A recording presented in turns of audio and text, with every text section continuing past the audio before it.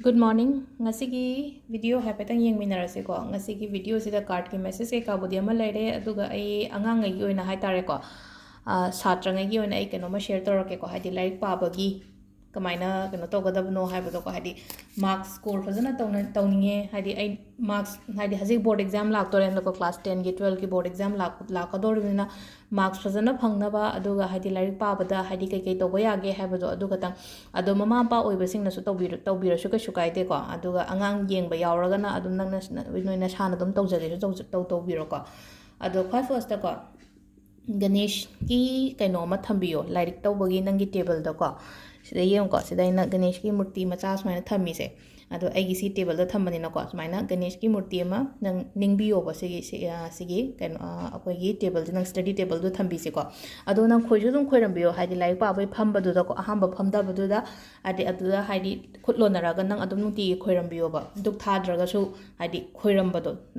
duk thaba khopa hai kan tawraga na thabire thabidraga su haidi khoidang khoiramaga haidi nuti gi dum nang na hek phamba matam da ma khoirambirani na ko aduga nangna phamgadaba haitare ko ngangai na phamgadaba jaga se karam ka haidi mai se haipetang ko kaino onba makha onba haitare ko makha ola lo mai se ko haidi table se smaina tharaga haidi angang sin like pa matam sida makha rom da olanba makha rom da olaga sina kamai tawgada ge haidi moigi concentrate tawbagi kaino se hen gadaba yamna aduga concentration tawba ngamgani aduga memory haitare ko ngasai pagiba mayamdo adi ningsangaga leigadabado adumaina oigadaba ko aduga like tawba matamda haitare ko like tawba matamda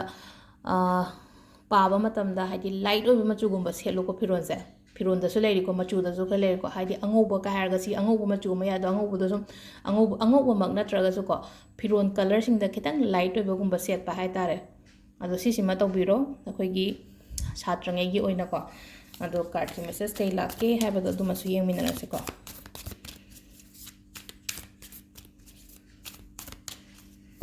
aduga timing ko ngasigi pungfam kai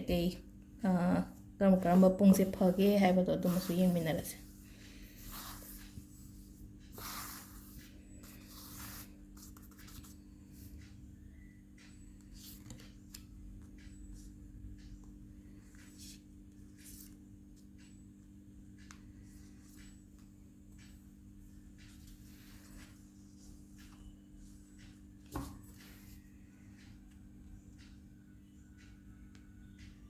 ahanba one khanba mingegi ko one khanba mingegi se sida 10 of swords ena lai ko 10 of swords se makak lotion gi boy bodo nang yona haitare ko awaba natraga nungaitaba thodok ko mangarang nahan thokkiba khotkiba leiraga su ko loi gre du do nangi oina haragadi loigre lotion gre anoba ma hawro basida anoba ma hawro haragadi haidi ningjangaga leirana ko dugi potto yamna fresh oina ngarang nahan thodok nungaitaba gumba thokkiba khokkiba leiragadi loigre adugi parto haji anoba mane pura haidi pura restart refresh toropagi type ta haitare ko haidi sida mi se taraga makhak leidra haidi shibagi type toroga lotion gre basi se haidi koina loiragadi amu anoba ma chongkhaleina mayon chongkhaleina ko tuna aigi oina haragadi adu loigre aduna aigi haji anoba ma laani haibagi adumaina khanbiba haitare ko chalhangro haidi khanjalaga leigano ko sigi potse thodok nungaitaba thokiba leiragadi recently da haidi yamna anakpagumba haitare ko pasida minini humni mamangda oiro adumaina thokiba khopa nungaitaba leiragadi chalhangro loigre adugi thodok natraga adugi incident do haitare ko aduga number 2 ko number 2 age of swords ko age of swords se hadi nangonda opportunities offer gumba lakpa yai ko tabain khangi matangda aduga ahum subagi sena 9 of wands ko 9 of wands se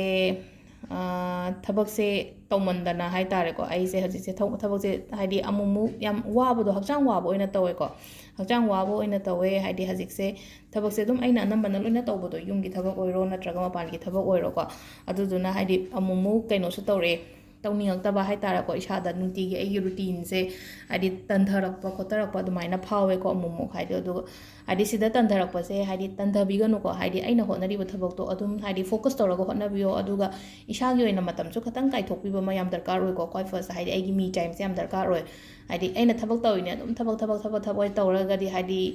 aigi haiba matam ama laaroina ko isagi oina matam haidi pung kumari lebasida pung ngasai pung nipan dagina pung mari phobase thabak tawrena khalase bo office ki thabak ni khangde atai atai thabak ni khangde ko ꯑꯗꯨꯒ ꯂꯦꯝꯍꯧꯔꯤꯕ ꯉꯁꯥꯏꯒꯤ ꯄꯨꯡꯗꯨꯗꯒꯤ ꯄꯨꯡ ꯑꯃꯈꯛꯇꯪ ꯀꯥꯏꯊꯣꯛꯑꯣꯕ ꯏꯁꯥꯒꯤ ꯑꯣꯏꯅ ꯄꯨꯡ ꯑꯃꯈꯛꯇꯪ ꯀꯥꯏꯊꯣꯛꯑꯣ ꯑꯃꯗꯨꯗ ꯑꯩꯅ ꯇꯧꯅꯤꯡꯕ ꯊꯕꯛ ꯇꯧꯑꯣꯕ ꯄꯨꯡ ꯑꯃ ꯇꯧꯅꯤꯡꯕ ꯊꯕꯛ ꯍꯥꯏꯔꯒꯗꯤ ꯂꯩꯅꯀꯣ ꯂꯥꯏ ꯈꯣꯏꯔꯝꯕ ꯂꯥꯏ ꯅꯤꯡꯕ ꯄꯥꯝꯕ ꯃꯤꯅ ꯂꯥꯏ ꯈꯣꯏꯔꯝꯃꯦ ꯅꯠꯇ꯭ꯔꯒꯅ ꯍꯥꯏꯗꯤ ꯃꯦꯗꯤꯇꯦꯁꯟ ꯇꯧꯒꯦ ꯍꯥꯏꯔꯒꯗꯤ ꯃꯦꯗꯤꯇꯦꯁꯟ ꯇꯧꯔꯦ ꯌꯣꯒꯥ ꯇꯧꯒꯦ ꯀꯥꯏ ꯍꯥꯏꯔꯒꯁꯨ ꯌꯣꯒꯥ ꯇꯧꯕ ꯑꯗꯨꯃꯥꯏꯅ ꯑꯗꯨꯒ ꯖꯤꯝꯒꯨꯝꯕ ꯆꯠꯀꯦ ꯈꯣꯠꯀꯦ ꯍꯥꯏꯔꯒꯁꯨ ꯀꯣ ꯄꯨꯡ ꯑꯃꯁꯦ ꯑꯩꯒꯤꯅꯦ ꯍꯥꯏꯅ ꯈꯥꯏꯗꯣꯛꯑꯒ ꯏꯁꯥꯗꯁꯨ ꯏꯝꯄꯣꯔꯇꯦꯟꯁ ꯄꯤꯌꯣꯕ ꯍꯥꯏꯗꯤ ꯅꯪꯒꯤ ꯅꯁꯥꯗ ꯑꯩꯒꯤ ꯏꯁꯥꯗ ꯍꯥꯏꯗꯤ ꯏꯝꯄꯣꯔꯇꯦꯟꯁ ꯄꯤꯕꯤꯔꯒꯗꯤ ꯑꯃꯨꯛ ꯍꯦꯟꯅꯁꯨꯀꯣ ꯍꯥꯏꯗꯤ ꯄꯣꯖꯤꯇꯤቭ ꯔꯤꯖꯜ ꯂꯥꯛꯀꯅꯤꯕ ꯂꯥꯏꯐꯇ ꯍꯥꯏꯗꯤ ꯊꯧꯑꯣꯏꯗꯕ ꯇꯧꯒꯅꯣꯕ ꯑꯩꯈꯣꯏꯅ ꯇꯥꯜꯂꯤꯁꯦ ꯀꯅꯥꯒꯤꯅꯣ ꯑꯩꯈꯣꯏꯅ ꯍꯣꯠꯅꯔꯤꯁꯦ ꯀꯅꯥꯒꯤꯅೋ ꯏꯁꯥꯒꯤꯁꯨꯅꯤ ꯑꯗꯨꯒ ꯐꯦꯃꯤꯂꯤꯒꯤꯁꯨꯅꯤꯀꯣ ꯑꯗꯨꯅ ꯏꯁꯥꯗ ꯏꯝꯄꯣꯔꯇꯦꯟꯁ ꯄꯤꯕꯁꯨ ꯌꯥꯝꯅ ꯗꯔꯀꯥꯔ ꯑꯣꯏꯀꯣ ꯑꯗꯣ ꯁꯤꯁꯤꯅ ꯀꯥꯔꯠꯀꯤ ꯃꯦꯁꯦꯖ ꯂꯩꯔꯦ ꯇꯥꯏꯃꯤꯡ ꯍꯥꯏꯐꯦꯠꯇꯪ ꯑꯃꯒ ꯁꯦꯌꯔ ꯇꯧꯔꯛꯑꯒꯦ ꯇꯥꯏꯃꯤꯡꯁꯦ ꯑꯌꯨꯛꯀꯤ ꯄꯨꯡ 5:33ꯗꯒꯤꯅ ꯄꯨꯡ 6:53 ꯐꯥꯎꯕ ꯑꯃ ꯂꯩꯈ꯭ꯔꯦ ꯑꯗꯨꯒꯤ ꯃꯇꯨꯡꯗ 9:18ꯗꯒꯤꯅ 8:37 ꯐꯥꯎꯕ ꯑꯃ ꯂꯩꯔꯦꯀꯣ ꯑꯗꯨꯒ ꯅꯨꯡꯊꯤꯟ ꯇꯥꯂꯛꯀꯤꯗꯅ 12:19ꯗꯒꯤꯅ ꯄꯨꯡ 4:15 ꯐꯥꯎꯕ ꯑꯃ ꯂꯩꯔꯦꯀꯣ ꯑꯗꯨꯒ ꯑꯗꯨꯒꯤ ꯃꯇꯨꯡꯗꯅ ꯑꯃꯨꯛ ꯄꯨꯡ 7:19ꯗꯒꯤꯅ ꯄꯨꯡ 13 ꯐꯥꯎꯕ ꯑꯃꯒ ꯑꯗꯣ ꯁꯤꯗ ꯂꯩꯔꯦ ꯉꯁꯤꯒꯤ ꯇꯥꯏꯃꯤꯡ ꯑꯐꯕ ꯍꯥꯏꯔꯒꯗꯤꯀꯣ ꯑꯗꯨꯒ ꯃꯟꯗꯦꯁꯦ